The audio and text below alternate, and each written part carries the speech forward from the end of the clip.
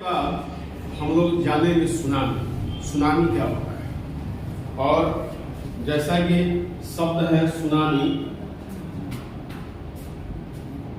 तो इसकी जो सुनामी शब्द की उत्पत्ति मानी जाती है जापान से।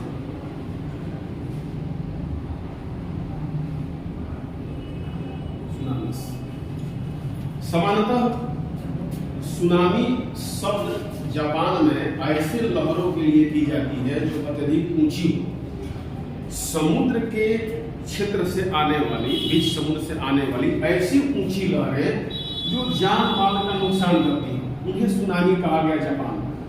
लेकिन इसकी बहुत से लोगों ने शाब्दिक जो व्याख्या किया है उसको उन्होंने कहा है कातिल लहरें। कातिल लहरें मतलब कि वैसी लहर जिससे क्या हो, जान माल का नुकसान हो, उसे कहा जाता है सुनामी।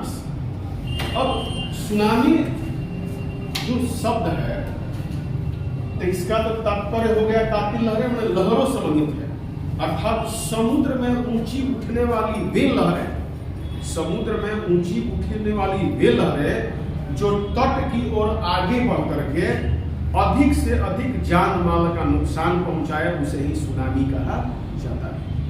ये सुनामी है। लेकिन बात आती है कि सुनामी की उत्पत्ति कैसे होगी। इसको मैं आपको बिल्कुल ही डायग्राम से बताऊंगा, लेकिन पहले समझिए कि सुनामी की उत्पत्ति कैसे होती है। तो सुनामी की उत्पत्ति के लिए कुछ कारक जिम्मेवार हैं। पहला है सागर तल में अवतलन, इसे धंसान भी कहा जाता है। सागर का तल क्या, सी लेवल नहीं, समुद्र का जो घुटन होता है, पेंदी होता है, उसमें क्या होता है, इसे धंसान होता है। दूसरा इसका कारण है तली में भ्रंशन। तली में भ्रंशन माने समुद्र का जो पेंदी है, तली है, उसमें क्या हो जाएगा, भ्रंश मतलब कि दरार हो जाएगा। और अवपातन, भ्रंशन एवं अवपातन, दरार के बाद उसे क्या हो जाएगा, ऊपर नीचे हो जाए, टूट जाए, उसको स्लम्पिंग कहते हैं इंग्लिश में।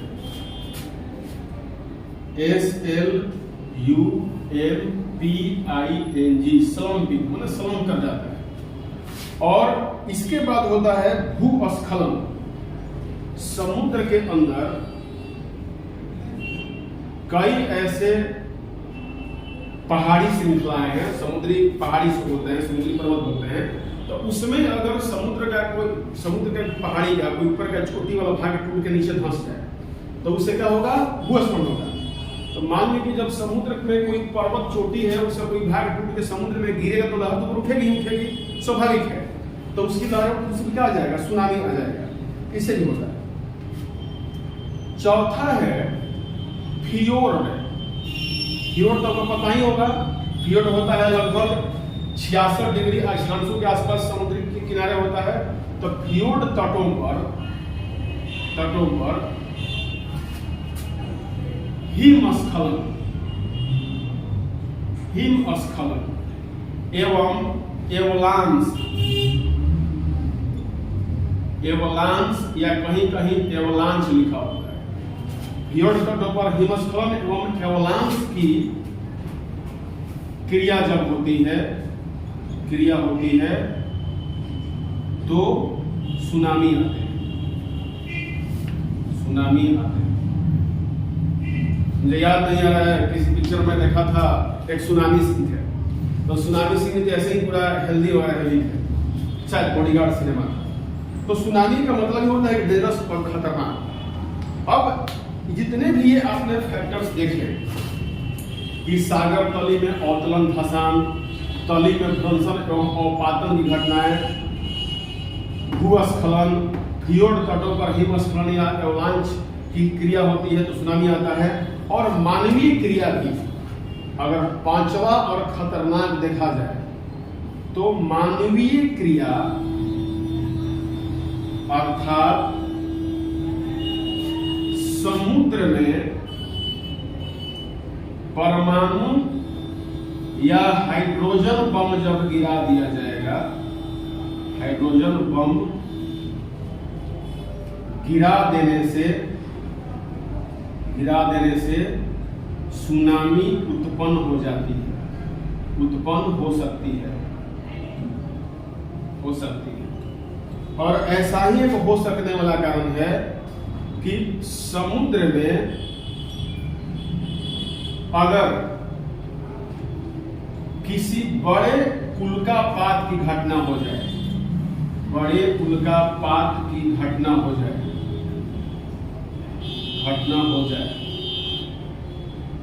जाए, तो सुनामी आ सकते हैं। आएगा नहीं आएगा? मान लीजिए कि समुद्र इतना विशाल है, उसको बहुत सा बड़ा ऊपर से डाउन कर जाए तो लहरें क्या होंगी? तट की ओर बिल्कुल ही बढ़ेंगी। तो सुनामी के लिए जिम्मेवार सबसे अधिक क्या है?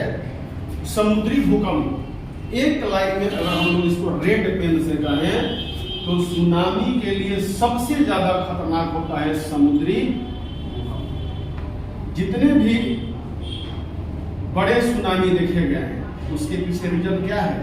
समुद्री भूकंप का है। अभी भारत के तमिलनाडु, अंडमान निकोबार मतलब कि इंडोनेशिया सुनामी की बात की जाए तो जो आई थी 26 दिसंबर 2004 को, उसमें पूरे ये हिंद प्रशांत क्षेत्र में पाए जाने वाले जो देश थे, इंडोनेशिया है, सुमात्रा जगह क्षेत्र है, मलेशिया है, भारत का दक्षिणी भाग है, अंडमान निकोबार है, इन सभी में मिलाकर लगभग 3 लाख लोग मर गए थे। 3 लाख लोग मर गए किस कारण? क्योंकि इस कारण से क्या हुआ था कि इंडो ऑस्ट्रेलियाई प्लेट और बर्नी प्लेट में टक्कर से वहां एक प्लेट समुद्र के तली से 12 मीटर ऊपर उठ गया था। और इतने बड़े 12 मीटर ऊपर उठा हुआ जल जब स्थापित हो तो कहां जाएगा? वो जाएगा तट की ओर, और तट के पास जो लोग थे और अंदरूनी भागों में वो सभी काल में।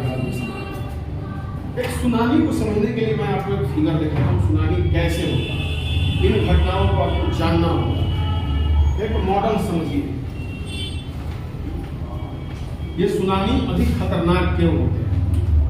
जैसे इंडोनेशिया सुनामी जब आया था तो आज जो भारत में सुनामी घटनाओं से 26 दिसंबर 2004 को हुई थी, इसके बारे में कुछ तथ्यों को जानिए। सामान्यतः एक फिगर से देखा जाए तो मान लीजिए कि ये तट है और तट से दूर ये समुद्री क्षेत्र,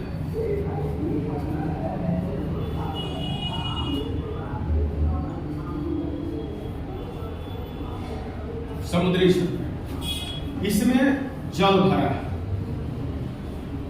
इसमें जल भरा है। सामान्यतः जो सी लेवल है, जो सामान्य सी लेवल है वो ए पर है, और नीचे आप देख रहे हैं कि ये समुद्र का क्या है? पेंदी है। ये समुद्र का पेंदी है, तली है, ये तली है समुद्र का। अब क्या होता है कि ये पश्चात पुनर्चलन या जो भी पृथ्वी के नीचे अंदर मैग्माओं का संचलन होता है, तो जो ये नीचे की जो तली आप देख रहे हैं, तो इस तली में क्या होगा? ब्रोकन हो जाएगा, दरार हो जाएगा, भ्रंश हो जाएगा। इंडोनेशिया में ही था, तो ये भाग क्या हो जाएगा? टूट जाएगा। तो जब भाग ये टूट जाएगा मतलब कि इसमें ब्रोकन हो जाएगी, तो एक जो भारी वाला भाग क्या होगा? नीचे क्या हो जाएगा? फंस जाएगा, और ये भाग इसके ऊपर क्या हो जाएगा? चढ़ जाएगा। तो इस इलाके के सारे जो जल है तेजी से क्या होंगे? विस्थापित होंगे और तट की ओर पहुंचेंगे। मतलब कि समुद्र का पेंदी में जब भूकंप आ गया, समंदर टूटा भी नहीं हो, अगर मान लीजिए तली टूटा भी नहीं हो, ऐसे ही हो और ऐसे से हिल गया, तो आप एक पानी का बर्तन लेकर उसको हिला के देखिए, उसका छलकाव कहाँ होगा? किनारों की ओर होगा, बाहर की ओर होगा। तो इस तरह से अगर पेंदी में अगर भूकंप चले आते हैं तो लहरें अशांत होकर कहाँ जाएंगी? तट की ओर जाएंगी। कैसे हम लोग तालाब में कंकड़ फेंकते हैं तो चारों तरफ पानी जाता है, ठीक इस केंद्र से चारों तरफ पानी की लहरें जाएंगी। लेकिन जहां पर सुनामी की उत्पत्ति होती है वहां पे समुद्र की ऊंची लहरें बहुत कम होती हैं, 1 फीट 1.5 फीट।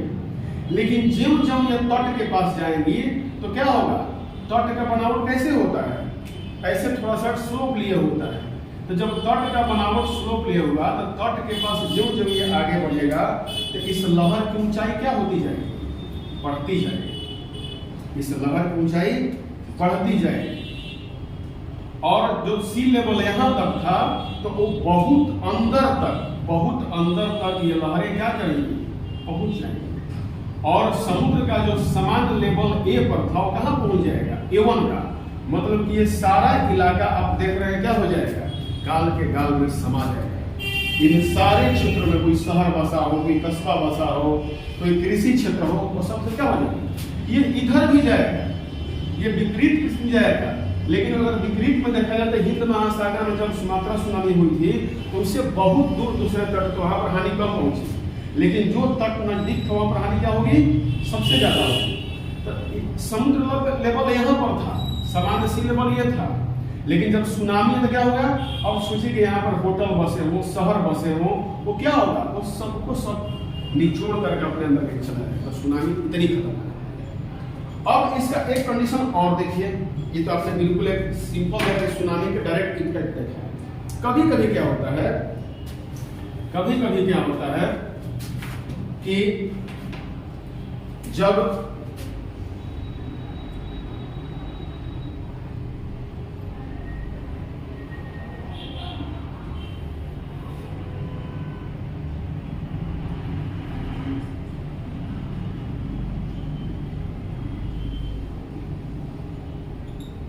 समुद्र का जो नीचे का जो पेंदी है, ये जो पेंदी है ये टूट के क्या होता है, नीचे धंस जाता है। तो जैसे ही ये मान लीजिए कि नीचे वाला पेंदी है और ये पेंदी टूट करके नीचे धंस गया, देखिए ध्यान से। तो जब नीचे धंसेगा तो क्या होगा, तट पे जो ए था सी लेवल जो ए पर था, ये तट नीचे धंस गया तो ये भाग खाली हो जाएगा। तो ऊपर का पानी क्या हो जाएगा, नीचे आ जाएगा। मतलब कहां चलाएगा, A1 पर। समान समुद्र का जो पानी था पहले यहाँ पर था, लेकिन जैसे ही ये भाग टूट के नीचे धंस गया, तट नीचे चला गया, तो ये पानी कहाँ चला जाएगा, ऊपर का पानी नीचे चला जाएगा। और तट पर लगता है कि जो लोग तट पे खड़े होते हैं तो समुद्र का पानी पीछे की ओर जा रहा है, तो और अधिक समुद्र के गहराई में उतर के वो घोंघा मोती वगैरह छूने लगते हैं। तो जो व्यक्ति यहाँ खड़ा था वो कहाँ चलाएगा, यहाँ पर। लेकिन जैसे ही पुनः पानी नीचे गया है तो जमीन में थोड़े जाएगा। ये मतलब अब ये दो प्लेट टूट गया, एक इधर हो इधर, ये प्लेट जब उसका धक्का देगा ऊपर चढ़ेगा तो पुनः पानी का जब फोर्स मारेगा तो पानी चला जाएगा A3 पर, ये सॉरी A2 पर चला जाएगा, ये A1 था। तो A सामान्य सी लेवल था, जब तली टूट के नीचे धंस गया तो कहाँ चला गया, समुद्र का पानी लेवल A1 पर, मतलब समुद्र का तल नीचा हो जाएगा। लेकिन पुनः जब ये टूटा हुआ प्लेट पुनः जुड़ने की कोशिश करेगा, धक्का मारेगा, तो समुद्र का पानी पुनः फोर्स मारेगा और ये बहुत ऊपर तक पहुंच जाएगा। और यही सुनामी लहर कहलाएगा। जब नीचे तो सुनामी नहीं कहलाएगा, लेकिन जब ऊपर आए तो क्या हो जाएगा, सुनामी हो जाएगा। और इतने क्षेत्र में जो भी घर मकान शहर बसे थे सब क्या हो जाएगा, बर्बाद हो जाएगा। और समुद्र का पानी कुछ समय तक के लिए बिल्कुल ही A2 लेवल पर पहुंच करके एक ऐसी मंजर प्रदूषित करेगा कि पूरा समुद्र ही उबल करके बाहर चला जाएगा। यही सुनामी है। इंडोनेशिया सुनामी जो हुई थी उसके बारे में आप कुछ घटना जान ले, क्या हुई थी।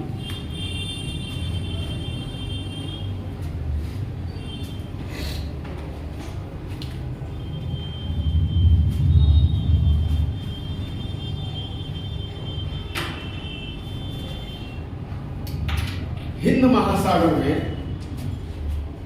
26 दिसंबर 2004 का दिन और भारत के सटे जो निचले समुद्री देश थे हिंद महासागर के क्षेत्र में जो देश थे उनके लिए सबसे ही वो काला और भयावह दिन और रात्रि था।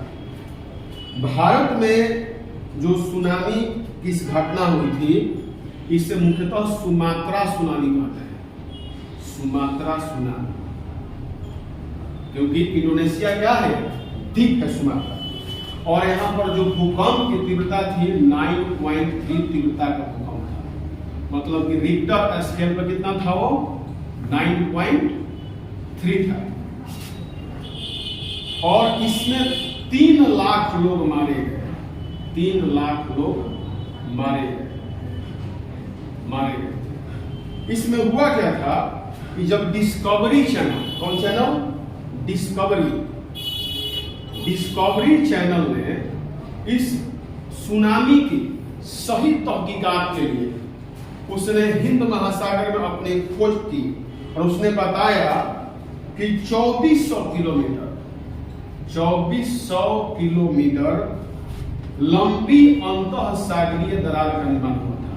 लंबे 2400 किलोमीटर लंबे अंतःसागरीय दरार, मतलब कि पेंदी फट गया था, दरार का निर्माण हुआ था। 2400 किलोमीटर लंबे अंतःसागरीय दरार का निर्माण हुआ था। और जब ये दरार का निर्माण हुआ तो इसके सहारे भारतीय प्लेट थे, माने इसी के सहारे भारतीय प्लेट, जिसे हम लोग इंडो बोलते हैं, प्लेट थे। बर्मा प्लेट नया नाम हमारा है। बर्मा प्लेट के नीचे सरकने से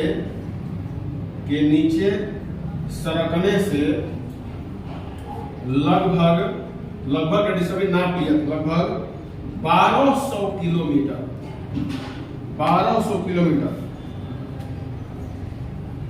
लंबी दरार के सहारे पश्चिमी किनारा 12 मीटर, पश्चिमी किनारा किसका? पॉलीब्लेड का पश्चिमी किनारा 12 मीटर समुद्र की पेंदी से ऊपर उठ गया। समुद्र की पेंदी से ऊपर उठ गया। मतलब ये हुआ कि अगर देखा जाए तो एक बहुत लंबे क्षेत्र में जब दरार का निर्माण हुआ, इस दरार के सहारे समुद्र का, जैसे मान लीजिए पेंदी हो गया, ये समुद्र का पेंदी हो गया, तो इसमें 12 मीटर कोई पेंदी ऊपर चला गया। सोचिए क्या करें, इतना बड़ा जल जब ऊपर उठेगा, सामान्य सी लेवल का जल जब इतना ऊपर उठ जाएगा 1200 किलोमीटर लंबाई में, तो क्या होगा? कितने जल को वो विस्थापित करेगा? तो जब 1200 किलोमीटर लंबा 24 मीटर के सहारे भाग उठ गया, तो इतने जल जब तट की ओर दौड़े होंगे तो क्या कंडीशन बनाया होगा? तो इसलिए इंडोनेशियाई सुनामी सर्वाधिक खतरनाक सुनामी में से एक मानी जाती है। इसी प्रकार 2011 में जापान के फुकुशिमा सुनामी घटना हुई थी, जिसमें उसके 2 परमाणु रिएक्टर पूरी तरह बर्बाद हो गए और उसके रेडिएशन से कई लोग प्रभावित हो गए। 2011 में घटना हुई थी। और ये जो सुनामी की घटनाएं होती है, इसका सीधा मतलब होता है समुद्री भूकंप से। और मुझे उम्मीद है कि आप लोग सुनामी को अच्छी तरह से समझे होंगे।